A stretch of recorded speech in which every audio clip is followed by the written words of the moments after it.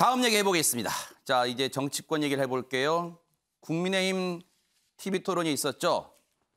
마수 토론이 있었습니다. 그런데 중앙일보 오면 볼게요. 윤석열 측에서는요.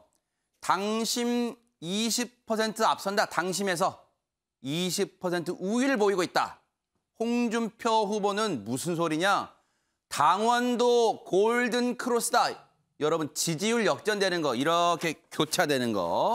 그 골든 크로스가 이미 일어나고 있다. 아주 자신감을 내비치고 있었는데 이런 얘기가 왜 나왔는가 볼게요. 포문은 윤석열 전 총장 측 주호영 의원이 열었습니다. 뭐라 그랬냐? 윤 전 총장이 당심에서 20% 전후에 압도적 우위를 보이고 있다. 자, 심기를 건드린 거예요. 홍준표 후보를. 직접 얘기 들어보시고 이어가 보도록 하겠습니다. 이 당심에서는 압도적으로 앞서고 있고 다만 이제 여론조사에서 홍준표 후보가 조금 앞서는 것이 있는데 민주당 지지자들로부터 역선택이 한 15% 정도 있어서 약간 높을 뿐이지 이 당심이나 우리 보수 지지자 특히 본선에서 투표할 사람 국민들을 놓고 보면 윤석열 후보 지지가 압도적이라고 보고 있습니다. 국민의힘은 5일날, 다음 달 5일날 최종 후보가 나옵니다. 결선 투표 이런 방식 없이요. 그런데 이 당원 투표 50% 그리고 국민 여론조사 50%. 그런데 이제 앞서 당원 표심에서 20% 앞서고 있다. 그러면서 국민 여론조사에서 홍준표 후보가 앞서는 것도 깎아내렸어요. 그거 민주당 지지 성향이 들어와서 역선택한 거다. 뭐 이렇게 깎아내리고 있습니다. 그에 홍준표 후보가 SNS에 이렇게 남겼습니다. 구태 정치인들 모아서 안간힘 쓰는 모습이 참 안쓰럽습니다. 오늘로써 책임당원도 골든 크로스를 이루었습니다. 아주 이루었다. 라고 그냥 아주 확정하고 있습니다. 그동안 상대 후보가 헛발질한 덕도 크게 봤습니다. 뭐 여러 가지 그런 얘기 하겠죠. 이른바 개사과 SNS 사진 등등. 그리고 전두환 옹호반 아마 그런 얘기를 하는 것 같습니다. 오늘로써 책임당원도 골든 크로스를 이루었습니다. 그동안 상대 후보가 헛발질 덕도 크게 봤습니다. 국민의힘은 새로운 모습으로 새 인물 중심으로 대선판을 짜지 않으면 정권 교체하기 어렵다. 자신을 중심으로 하자는 얘기겠죠. 정미경 의원님, 쉽게 말하면 당심 다 내 편이다. 이렇게 양측이 주장하고 있습니다. 그 윤석열 캠프에는요. 지금 현재 국회의원들하고 당협위원장들이 굉장히 많이 사실 가 있습니다. 아, 그래요? 예. 그리고 그 홍준표 이제 후보 쪽에는 사실 상대적으로 너무 이제 열세니까 사실 당심은 그냥 객관적으로 봤을 때 윤석열 후보가 더 유리하지 않겠나. 그다음에 지금 나오고 있는 여론조사에서도 이제 그런 일들이 좀 유추해 볼 수 있으니까 아마도 주호영 그 의원께서 그렇게 얘기를 하신 거죠. 근데 지금 굉장히 예민한 부분이라 저는 그 솔로몬 같은 입장에서 지도부 입장에서는 그렇죠. 예, 객관적으로 잘 얘기를 해야 되기 때문에 좀 떨립니다. 예, 근데 이제 그 홍준표 후보의 약진은 인정은 해야 될 것 같아요. 왜냐하면 지금 여론조사 상으로 아무튼 일반 여론조사 상으로 굉장히 높이 올라가고 있기 때문에 네. 아 이게 도대체 어느 정도까지 올라가고 그다음에 또 이런 얘기가 있습니다. 결국 당심은 민심을 따라가는 그런 추세가 있으니까. 아, 선거를 하다 보면 그런 게 있어요, 진짜? 예, 여태까지 전당대회도 그랬고 좀 그런 경향이 있으니까 결국 이거 홍준표 후보가 많이 따라잡는 거 아니냐 또 이런 얘기들을 많이 하세요. 네. 근데 또 한편에서 뭐라 그러시냐면 아 시간이 얼마 남지 않았기 때문에 그 따라가는 추세가 이걸 엎을 수 있을 정도로 할 수 있느냐 또 이런 말씀도 하시고 그러니까 지금 사실 당원들은요 많은 선거를 치르시다 보니까 이제 선거에 대해서 누구보다도 일반인보다는 더 높은 사실 이게 좀 잘하세요. 뭐 이런 상황이나 이런 걸 잘 보시면서 근데 지금 이제 새롭게 그 이준석 대표 체제하에서 새롭게 당원들이 들어오셨습니다. 제가 알기로는 한 26만 명에서 27만 명. 많이 들어왔네요, 네. 예, 그러니까 이제 그런 분들의 향배가 또 어떻게 되는지 그러겠네요. 뭐 여러 가지를 보고 지금 이제 지켜봐야 되는데요. 잘 모르겠습니다. 네, 역시 지도부에 있는 분의 고충이 느껴져요. 이게 발언 이 가운데 줄타기를 정말로 하시느라 고심하는 것 같습니다. 그런데 기사 좀 읽어볼게요. 앞서 말씀드린 것처럼 윤석열 후보 측과 홍준표 후보 측은 서로 여론은 어느 편인지 누구 편인지를 놓고 온종일 반박과 재반박을 주고받았습니다. 그런데 이제 여기에 이렇게 주고받으니까 최민희 의원님, 유승민 후보는 이에 질사라 둘 다 피장파장이다 이런 표현 써가면서 결국은 자기 쪽으로 뭔가 이 표심이 올 거다. 또 그런 말로 둘을 또 깎아내렸어요. 유승민 후보 입장에선 1, 2위를 비판해야 뭐 그게 조금이라도 표심이 삼위하게 오는 거니까 저는 아주 지극히 정상적인 전략을 쓰는 거고 많은 분들이 TV토론을 지켜보고 아 유승민 후보가 잘 준비돼 있구나 이건 느끼는 것 같습니다. 그런데 내부를 취재해보면 유승민 후보는 절대 안 돼. 이 분위기가 흔들리질 않아요. 그렇기 때문에 좀 의아하긴 합니다. 유승민 후보에 대한 국민의힘 내부의 그 정서라는 것이 밖에서 보면 밖에서 보이는 것과 안에서 서로 너무 잘 알잖아요. 그러니까 그게 뭔지 온도차가 크다는 얘기잖아요. 네, 굉장히 큽니다. 그래서 유승민 후보 요새 SNS 들어가서 보시면 그 보수 진보를 막론하고 유승민 후보가 진짜 똑똑하다 이런 얘기가 나오는데 꼭 그 밑에 답글이 달리면 절대 안 돼. 이게 달리니까. 이건 좀 기이합니다. 근데 그 정미경 최고께서 조심스럽게 말씀하셨는데 유승민 후보는 이미 그런 얘기를 했어요. 문재인 정부의 검찰총장과 문재인 정부의 감사원장이 임기를 마치지 않고 나와서 야당 후보가 되는 거 이건 나는 말이 안 된다고 생각한다. 이미 피력을 했어요.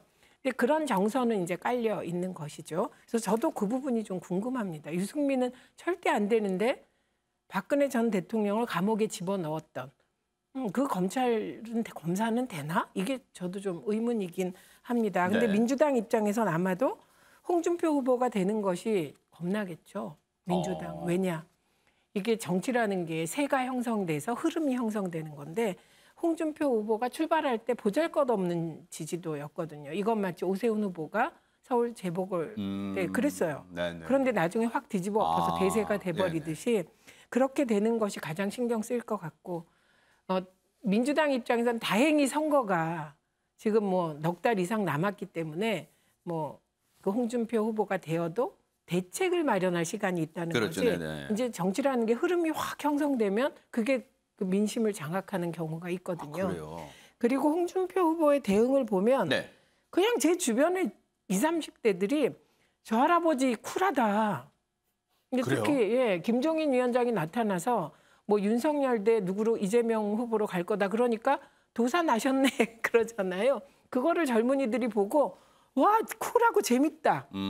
네, 이게 중요해요. 20, 30대가. 그러니까 아까 말씀하신 그 26만 내지 27만이 이준석 대표 이후에 들어왔다고 하는데 그중에 청년층이 10만 정도 된다고 제가 들었어요. 그들이 누구를 선택하냐. 왜냐하면 나머지는 지역위원회에서 넣을 수도 있고 그렇기 때문에. 그래서 저도 내기했거든요. 그 내기가 좀 세게 했어요. 내기를.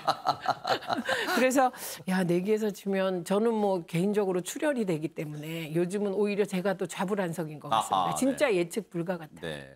우리 또 최민희 의원님이 유머 감각도 살려가면서 재밌게 이 상황을 좀 해석해 주셨어요. 그래서일까요? 국민일보 3면은 두 사람의 날선 공방에 좀 집중하고 있습니다.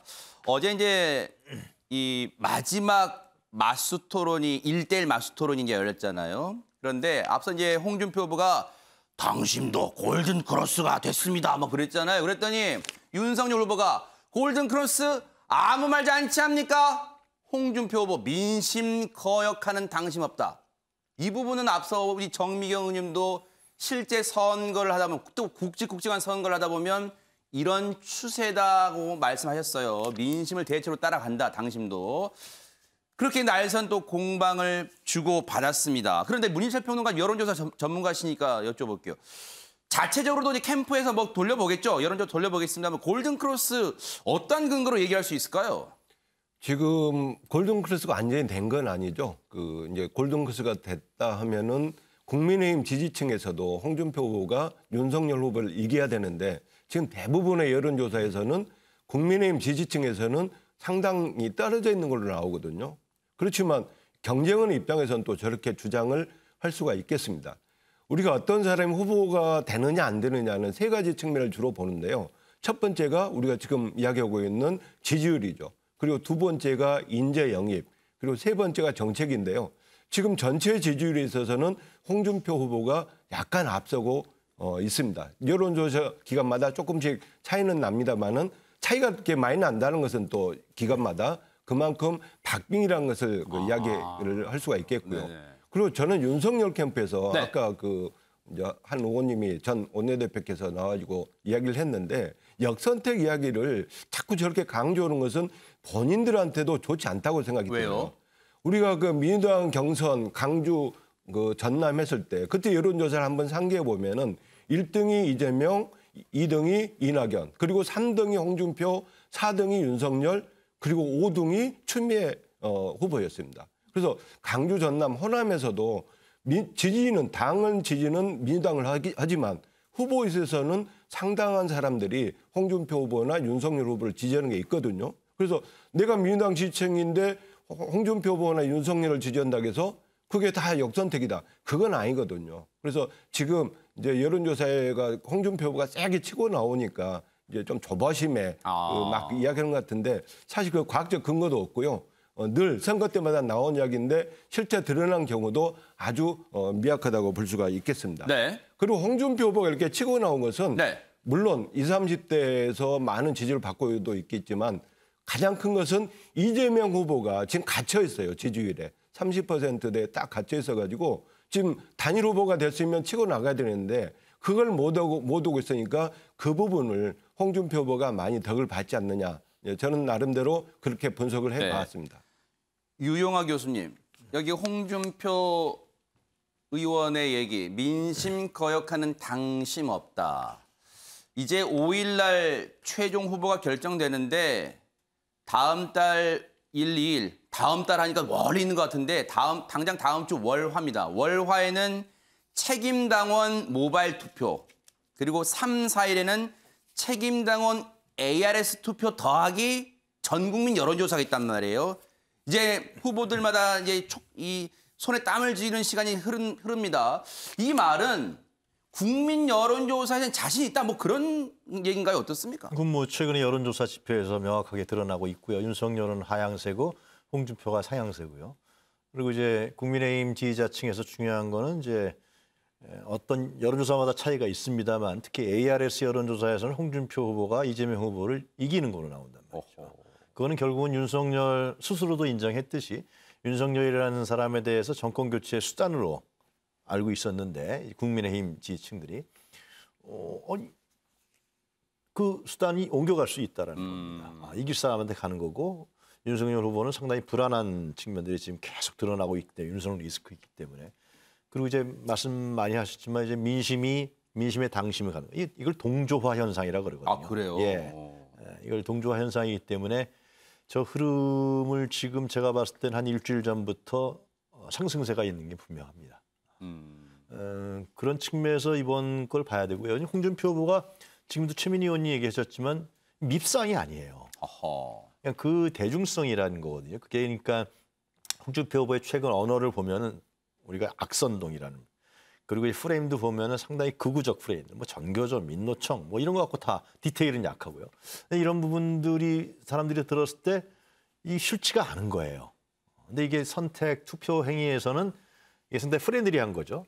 호감도가 가는 거란 말이죠. 그건 여야를 막론하고 다 그래요. 네. 그렇기 때문에 이런 부분들이 이제 선거 투표 행위로 가게 되면은 확실한 이념이나 진영이 아닌 사람들 같은 경우는 이 도장에 갈 수가 있습니다. 선거 공학에서 그런 측면이 분명히 있거든요. 그래서 상당히 이번 이제 얼마 안 남았습니다만 며칠 안 남았지만 저는 홍준표 후보의 약진이 그리고 이제 스스로 인정하지 않았습니까? 저 윤석열 후보가 당심이 민심입니다. 거꾸로 가는 거거든요. 위기를 느끼고 있는 거죠, 실제로 지금. 그래서 하여튼 다음 주에 국민의힘의 경선 결과가 상당히 주목된다, 중요하다, 관심 크다 이렇게 말씀드릴 수 있겠습니다. 아마 이제 홍준표 후보 입장에서는 그런 얘기를 할 수는 있을 것 같아요. 이제 앞서도 뭐 네 분 다 말씀하셨습니다만 여론조사라는 게 찰칵 사진을 찍었을 때 지금 상황은 윤석열 후보가 앞선 것처럼 보이지만 여론조사라는 게 흐름이잖아요. 그 흐름을 강조하는 거 아닌가 홍준표 후보 입장에서는 그런 해석으로 보여집니다. 한국일보 기사 좀 보겠습니다. 한국일보 사면 보니까 여전히 마수토론에서 이제 조금 더 그때 분위기 등도 좀 따지고 있습니다. 윤석열 후보하고 이제 원희룡 후보가 1대1 마수토론을 했는데 사실 어제 홍준표 후보와 유승민 후보와 1대1 마수토론, 윤석열 후보와 원희룡 후보 마수토론이 분위기가 상당히 엇갈렸대요. 윤석열 후보가 토론회 그냥 도중에 생방송 도중에 원희룡 후보 함께 하시죠. 그리고 홍준표 후보는 유승민을 경제부총리에. 근데 보세요. 느낌이 이 느낌하고 이 느낌 보세요. 유승민 후보가 기분이 좋을까요? 유승민을 경제부총리에 자기가 된다는 거라고 해석될 수 있으니까 가히 기분이 좋지 않았을 것 같습니다. 어쨌든 윤석열 후보와 원희룡 후보의 1대1 마수토론 얘기 좀 들어보시고 이어가 보도록 하겠습니다. 그리고 국가가 주는 돈을 받기 위해서 의존하는 것이 아니라 내가 열심히 살 수 있는 기회를 제공받을 수 있는 그런 의미에서의 국가 찬스이죠. 부모 찬스가 아닌 국가 찬스라고 하는 것은 제가 주장하는 이 공정국가와 상통하는 거라고 저는 생각합니다. 공천을 당원들에게 돌려주고 국민들에게 돌려줘야 된다고 생각하고요. 뭐 제가 생각하는 딱 정답을 말씀을 하셨고. 그렇습니까? 네. 뭐 제 시간 10초 나왔습니다. 한번 쓰시죠. 네. 마무리. 아까도 말씀드렸지만 네. 목돈을 쪼개서 푼돈으로 써버리는 정책, 미래 세대의 몫을 뺏어오는 정책, 우리가 정권 교체를 통해서 중단시키고 바꿔야 된다고 생각합니다. 네, 함께 하시죠. 네. 바로 저 장면을 이 한국도 기사도 딱 주목해서 쓰고 있어요. 보세요. 핑크빛 기류 탓에 공방다운 공방은 찾아볼 수 없었다. 심지어 조금 전 보셨죠? 윤 전 총장은 토론 중반쯤 시간이 10초 남았으니까 4시간 10초 남았으니까 원전 지사가 쓰시라. 이러면서 발언 기회를 더 주기도 했고요. 마무리 발언 역시 방금 들으셨죠? 함께 하시죠. 라는 윤 전 총장의 제안에 원전 지사는 네. 라고 답을 했답니다. 정미경 의원님. 글쎄 뭔가 좀 분위기가 화기애애를 넘어서 이걸 뭐라고 표현해야 될까요? 네. 윤석열, 원희룡 두 분이 그냥 원팀인 것 같은 느낌을 네. 그냥 주신 것 같고요. 그 이제 원희룡 후보가 이제 그 4명 안에 들어왔을 때 그 제 주변에 이것도 이제 말 조금만 잘못하면 예민해가지고 네. 그 원희룡, 윤석열 후보는 원팀이고 홍준표 그다음에 유승민 후보가 원팀 아니냐 이런 얘기들을 되게 많이 하셨거든요. 그래서 최근에 이제 언론 보도 보니까 그 홍준표 그다음에 유승민 단일화 얘기가 나오니까 유승민 후보는 그거 아니다.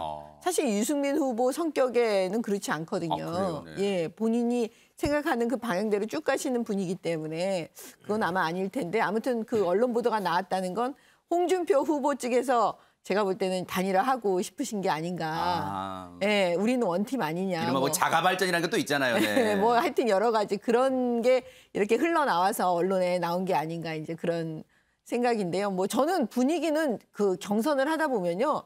당연히 저럴 수 있습니다. 그래요? 네. 왜냐하면 자기한테 조금이라도 유리하신 분을 이렇게 해갖고 많은 분들한테 원희룡은 내 편입니다. 뭐 이렇게 하고 싶은 거잖아요. 네네. 그다음에 홍준표 후보 입장에서도 어떻게든지 유승민 후보를 내 편으로 좀 네네네. 만들고 싶으니까 이제 그걸 어떻게든지 보여드려야 되잖아요. 마음속에 있는 그 생각만 있는 게 아니라 방식이요. 다른 분들이 알아볼 수 있도록. 시청자들도 알아봐야 되지만 딱 봐도 알 정도로네. 예, 당원들이 알아볼 수 있도록. 그런데 윤석열, 원희룡 부부는 완전히 그냥 대놓고 하신 거잖아요. 네네. 근데 이제 우리 홍준표 후보께서 유승민 경제부총리 하니까 아마 기분 나쁘시지 않았을까. 그러니까 바로 유승민 후보가 홍준표 후보한테 내가 대통령이 되면 법무부 장관 임명할. 야, 맞받아 쳤네요. 예, 맞받아 쳤습니다. 네. 그래서 네. 저는 그냥 당연한 현상 중에 하나다. 저는 그렇게 보여집니다. 네네. 어떻게 보면 또 기싸움의 일종이기도 할 거고요. 네. 그래서 보세요. 어제 마스토론 유승민 후보와 홍준표 후보가 이제 맞붙었는데 그때 나왔던 발언 특히 이 모병제 군 문제 관련해서 치열한 설전이 오갔습니다. 들어보시고 이어가 보도록 하겠습니다. 모병제가 정말 가난한 집 자식들이 부잣집 자식들, 부잣집이 낸 세금으로 가난한 집 자식을 군대에 보내는 그런 거기 때문에 이게 정말 공정하지도 못하고 정의롭지도 못하다. 제가 늘 주장하던 건데 네네. 왜 바뀌었습니까? 왜 모병제로 가는가 하면 이게 지금 군대 자체가 복무기간도 짧고 사실상 나이롱 군대라고 하지 않습니까? 관심사병만 신경 쓰고 군 병력 증강이 되지가 않아요. 그리고 지금 점점 이제 군대 갈 애들이 점점 줄어듭니다. 그래서 저는 강군을 육성하고 정말 군인다운 군인을 기르려면 군대에 진짜 지원하는 사람을 중심으로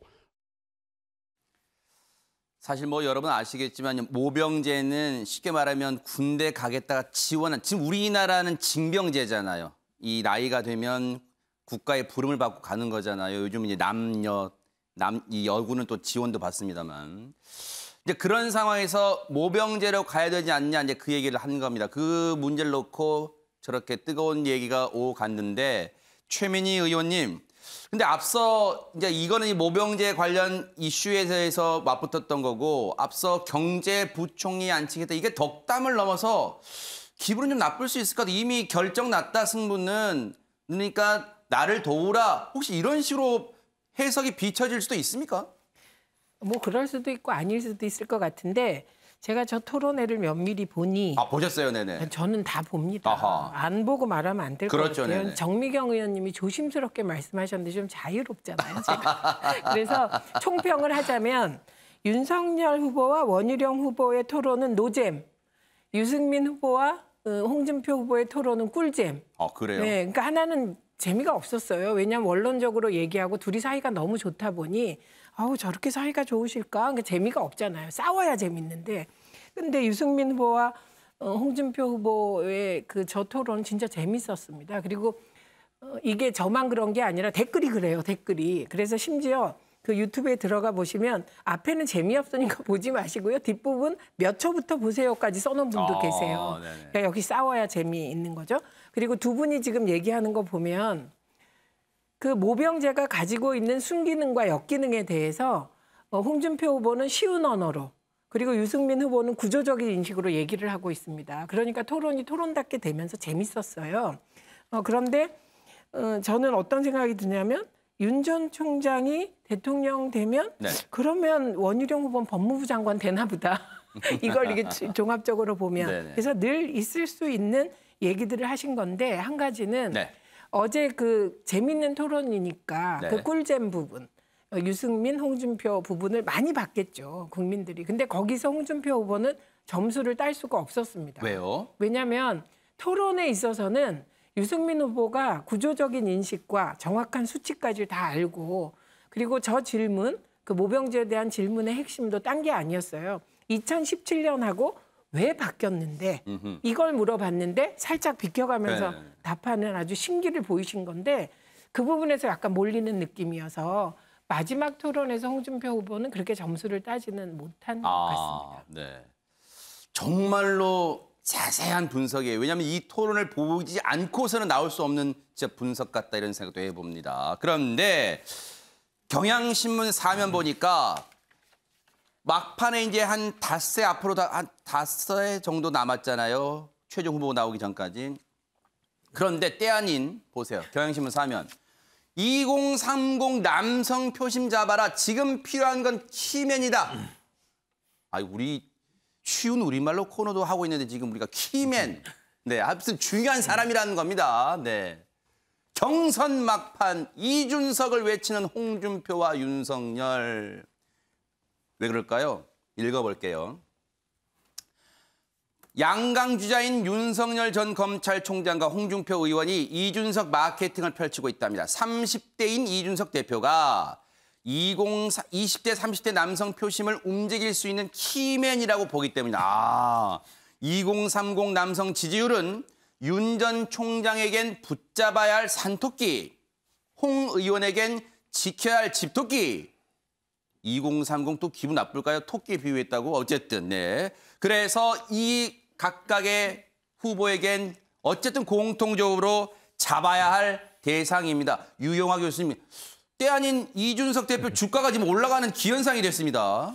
아마 2030의 표는 특히 20대 표는 이 경선판뿐만이 아니라 이번에 대통령 3월 9일에 하는 대통령 선거에서도 아마 주요 변수가 될 거라고 저는 생각합니다. 근데 최근에 나온 여론조사 지표를 봤을 때 윤석열 후보가 20대, 30대에서 굉장히 약하죠. 거의 지지율이 한 자리 숫자밖에 안 됩니다. 반면에 지금 20대 특히 2대남들이 홍준표 후보를 상당히 선호하는 것으로 나타나고 있습니다. 네. 예.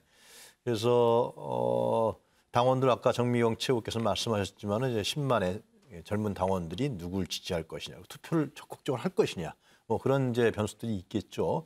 그런데 하여튼 이번 그 경선을 보면은 이제 당원들 그 표가 있고 그다음에 여론조사도 2개의 기관에서 3,000명을 대상으로 한다는 거 아닙니까? 그렇게 되면은 저는 기존 여론조사보다 더 정확하게 민심이 반영될 가능성이 크다고 봅니다.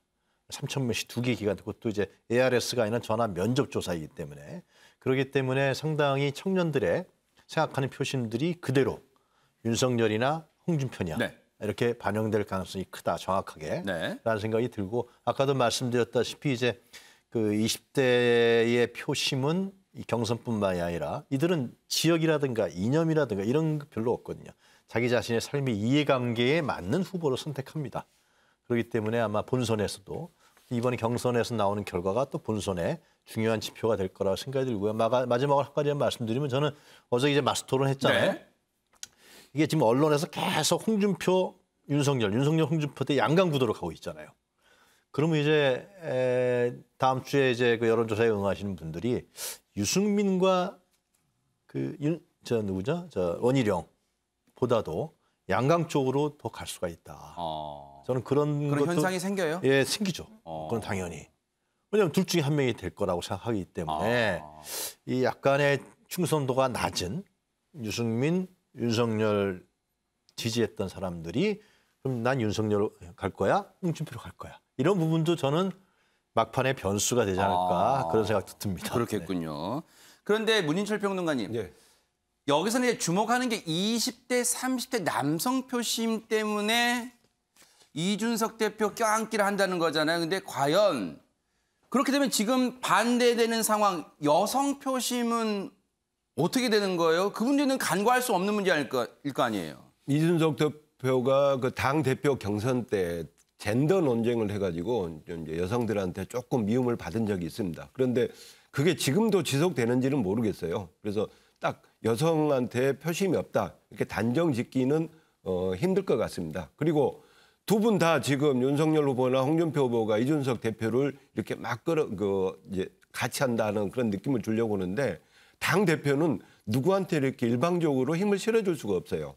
우리 옆에 정미경 최고위원 지금 지도부 일원이신 분도 나와 계시는데 말을 얼마나 조심합니까? 어느 편에 치우치지 않게 하려고 애를 쓰고 있잖아요. 그래서 이준석 대표도 두 후보든 다른 후보든 누구한테 이렇게 대놓고 드러내놓고 그 지지할 수는 없기 때문에 저건 이제 단지 구호성일 뿐이지 실제로 이준석 효과를 받아보기는 힘들 거다.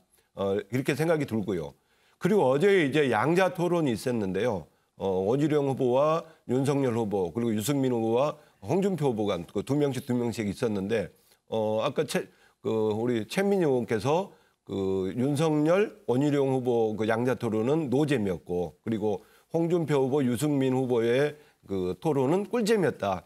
근데 참 우리 그 최민희 의원은 대표적인 민주당을 대표하는 그 주요 패널 중에 한 분이잖아요. 그러면 최민희 의원께서 말씀하시는 것은 민주당의 생각이 많이 들어가 있겠구나. 그렇게 제가 추측을 해도 무리는 아닐 거예요.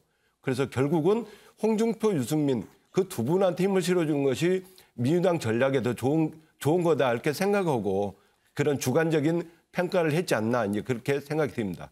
어떤 사람들은 꿀잼은 또 윤석열 후보, 원희룡 후보 간의 토론이 훨씬 더 꿀잼이었다고 이야기하는 사람도 있더라고요. 그래서 그 개인적인 주관적인 게 이제 그 네. 민주당을 어떻게 하면 이해할까, 네. 어떤 게 유리한가 그런 마음에서 나오지 않나 하는 생각이 듭니다. 얘기 나왔으니까 최민희 의원님께 1분 드릴게요. 그리고 우리 정미경 의원님 얘기 들어보겠습니다. 네, 말씀하시죠. 아무래도 평론가님께서 그 유튜브를 몇 번 안 보신 것 같습니다. 저는 그 본방송을 일부 보다 못 봤기 때문에 유튜브를 몇 번 돌려가면서 여기저기를 다 보거든요. 그 밑에 댓글 보시면 그렇게 나온다니까요. 꿀잼, 노잼. 그리고 사실 어떻게 그 윤석열, 원희룡 두 분이 얘기하는 게 주로 지향이에요. 지향. 이렇게 하겠다, 저렇게 하겠다, 동의한다. 이 구도가 재미있을 수는 없죠. 재미있었다면 제일 마지막 부분이죠. 같이 하시죠? 네, 이 부분만 재밌어요. 그래서 그 원래 평론이라는 게 객관성을 가장해서 주관적인 얘기를 하는 건데 저는 객관성을 좀 잘 가장하지 않았나 싶습니다. 네. 자, 이 문제에 대해서 지도부에 계신 정미경 의원님께서 보실 때는 이 상황이 딱히 반길 상황입니까? 어떻습니까? 지금 왜냐하면 지금 중립을 지켜야 되는 이준석 대표를 서로 껴안기라 물론 이준석 대표가 입장을 표명하지는 않았습니다만 어떻게 봐야 됩니까? 이 상황은. 지금 제가 말씀드리고 싶은 거는 조금 이따 하고요. 그러면 이준석 대표는 사실 지금 중립적일 수밖에 없어요. 그렇죠. 네네. 예, 어떻게 지금 저도 마찬가지지만 지도부가 조금만 누구 편을 들었다 그러면 지금 뭐 발칵 뒤집히겠죠. 그렇죠. 왜냐하면 지지하시는 분들을 우리는 생각을 해야 돼요. 그렇죠. 나중에 그리고 지도부는 원팀을 생각해야 됩니다. 그렇죠. 네. 누가 되시든 간에 우리는 하나로 가야 되는 그 뒷부분을 생각하고 있기 때문에 지금 함부로 움직일 수가 없는 입장이고요. 네. 제가 좀 전에 말씀드린 궁금해하시는 거. 네. 20대 남성의 우리가 여론조사를 해보면요. 정말 8, 90%좀 과장되게 8, 90%가 국민의힘을 지지하는데 대부분 이준석 대표 체제 이후예요. 그러니까 이준석 대표를 보고 사실은 20대, 30대 많은 분들이 그 국민의힘을 지지하는 거 맞습니다. 그런데 상대적으로 그런 질문을 많이 받습니다. 그럼 여성들, 이 젠더 갈등으로 인해서 그럼 여성들은 어떻게 되냐 이렇게 여쭤보시는 분들이 네. 많은데요. 과거와 다르게 제가 볼 때는 그 남성들의 지지율이 높으니까요. 결과적으로 여성들을 견인하고 있습니다. 아, 그래요? 네. 그게 이제 그래서 분석으로 나와요? 네네. 분석으로 보면. 그러니까 이게 그 전에의 국민의힘 지지율, 2030 지지율을 저희가 보면 그게 이게 결국에는 이 높은 지지율, 남성의 높은 지지율이 결국은 여성들까지 견인하고 있는 게 아니냐. 저는 그렇게 답변을 하고 싶었어요. 그렇군요. 네. 또 이제 신경이 쓰일 수밖에 없는 대목이니까 아마 또 당에서도 그런 면밀한 분석이 있는 것 같습니다. 자, 그런가 하면 한국일보 사면을 좀 보겠습니다. 이런 와중에 등장했습니다. 드디어 김종인. 대선이 이재명과 윤석열의 경쟁이 될 것이다. 홍준표 후보가 여기 도사 나왔네 이렇게 얘기했다는데 뭐 직접 들어보시는 게 훨씬 낫겠죠. 듣고 이어가 보도록 하겠습니다. 일반 국민이 생각하기에 내년 대선은 이재명 민주당 후보 대 윤석열 후보의 아마 이 경쟁이 될 거라고 생각하고 있기 때문에 그런 방향으로 결정되지 않을까 생각해요. 위원장이 조금 전에 내년 대선은 이재명 대 윤석열 이렇게 구도가 될 거다라는 얘기를 하셨는데 거기에 대해서 좀 어떻게 생각하시는지. 또 한 분의 도사가 나왔네. 그렇게 바라는 거겠죠. 김종인 위원장이 대선 경선에 대한 발언이 이제 많아지고 있는데 그 안철수 후보와의 단일화에서도 조금 나중에 좀 문제가 생기지는 않을까요? 어떻게 생각하세요? 자기 의견이야 무슨 말씀을 하시든 간에 저는 관심이 없습니다. 그 영남당원들은 아마 당내 경선에 미칠 영향은 거의 없죠. 시체말로 김종인 전 위원장의 발언에 대해서 정미경 의원님, 홍준표 의원은 시체말로 애써 무시 전략을 하고 있는 것 같아요. 그런데 김종인 전 위원장, 뭐 정치 구단이라고 언론들은 또 정치권을 평가합니다. 저 발언이 미칠 파장을 예상 못하진 않았을 거란 말이에요. 어떤 배경이 있을까요? 그 지금 이제 마지막이지 않습니까? 이제 다음 주면 결정이 나는데요. 그다음에 투표 들어가기 이제 바로 전이니까 이제 김종인 위원장은 윤석열 지지를 공식적으로 공개적으로 이제 선언했다. 저는 그렇게 보여져요. 그러니까 이제 홍준표 후보 측에서는 이제 그게 굉장히 힘들 거예요. 그러니까 이제 애써 또 저렇게 이제 말씀을 그래도 코믹하게 하셨잖아요. 그랬잖아요. 예. 그래서 당원들을 아마 다 이렇게 당원들이 좀 웃었을 것 같아요. 재밌게 하셨으니까 잘하셨다고 저는 봐요. 그리고 이제 김종인 비대위원장은 지금 현재는 자연인이시죠. 그러니까 사실 누구를 지지하는 걸 공개적으로 비공개적으로 다 할 수 있습니다. 그런데 이제 다만 이제 전 비대위원장이시니까 그 후보, 그러니까 윤석열 후보 빼고 나머지 세 분 입장에서는 그래도 그냥 가만히 중립적으로 계셔 주셨으면 더 좋지 않았을까 이런 평가를 하지 않을까 저는 그렇게 조심스럽게 봐요. 네. 근데 지금 현재 당원들이요. 그다음에 당원이 아니지만 정권 교체를 바라시는 많은 분들은요. 대부분 제가 만나보면 닥치고 정권 교체예요. 누가 되든 정권을 좀 바꿔서 나라가 좀 정상으로 가길 바란다. 이런 마음이 이시기 때문에요. 누가 누구를 지지하건 이거에 별로 영향을 미치진 저는 않는다고 봅니다. 네. 최민희 의원님, 사실은 김종인 전 비상대책위원장은 더불어민주당의 비대위 대표도 했잖아요. 뭐 언론에서 평가는 뭐 구원투수다, 뭐 이제 선거의 달인이다, 뭐 네. 그런 얘기도 합니다만 어쨌든 이 발언은 슬슬 이제 내가 대선판에 등판할 채비를 갖추겠다, 뭐 그런 신호탄인가요? 어떻습니까? 시기를 잡은 거죠. 그리고 애초에는 윤석열 후보가 원사이드하게 이길 거라고 봤는데 판이 흔들리지만 그래도 윤석열이 될 것이다라는 판단에 이제 끼어드신 숟가락 얹으시는 것이죠. 그런데 우선 첫째는 저게 잘 안 맞죠. 격떨어지는 일을 하신 겁니다. 가만히 계셔도 민심이나 세상 일 돌아가는 건 될 일은 되는데 약간 조바심 난 거 아닌가 싶어요. 네. 그래서 이럴 땐 정치평론보다 댓글 보시면 윤석열이 위험한가? 이런 댓글까지 나올 정도니까요. 저렇게까지 해야 되나? 이런 거니까 저 행동이 윤석열 후보에게 도움되지는 않습니다. 마이너스가 얼마인지는 모르겠어요. 그리고 또 하나는 저분이 되게 정치권에서 가장 껄끄러워하는 두 분이 있다고 합니다. 누굴까요? 한 명이 홍준표 후보세요. 저분이 동아은행 비자금 사건으로 뭐 감옥 가고 그런 일이 있었죠. 그때 검사가 홍준표. 그런 악연이 있습니다. 그래서 그 악연이 홍준표 후보 공천 배제로 나타나서 홍준표 후보가 무소속으로 가서 당선됐는데도 끝까지 복당을 안 시킨 일이 있고요. 두 번째 분이 이해찬 전 대표세요. 이해찬 전 대표는 그 30대 초반의 젊은이에게 당시의 실세가 그냥 고배를 마시는 그런 일이 벌어졌고 그 이후에도 몇 번의 대결에서 한 번도 이긴 적이 없는. 그래서 심지어 2016년에 이해찬 공천 배제, 홍준표 똑같죠? 이해찬 공천 배제 했는데 세종시에서 압도적으로 이겨서 돌아왔는데 본인이 비대위원장일 때 복당 안 시켰어요. 이 두 분이 껄끄럽다고 합니다. 그러니까 홍준표 후보는 우리가 사람이기 때문에 과거사를 잊을 수가 없는데 또 저러네 싶었겠죠. 그래서 이번 건은 저는 보통은 원로들이 저렇게 안 하시죠. 끝까지. 저는 민주당 쪽의 원로들이 경선 과정에서 막 열심히 후보들이 뛰는데 한 명하게 힘실어 드는 건 본 적이 없어요. 근데 이제 김종인 위원장 워낙 왔다 갔다 하시다 보니 그런 당심에 대한 배려나 사람 하나하나에 대한 배려보다 왔다 갔다 하시면서 큰 판 정리하는 게 중요해서 하신 것 같은데 저거는 제가 보기에는 격이 약간 떨어지셨다. 안타깝다. 이렇게 봅니다. 이제 슬슬 움직일 채비를 하는 것 같습니다. 평가가 부정이든 긍정이든 어쨌든 그렇게 흘러가는 것 같아요. 앞으로 또 행보 지켜보겠습니다.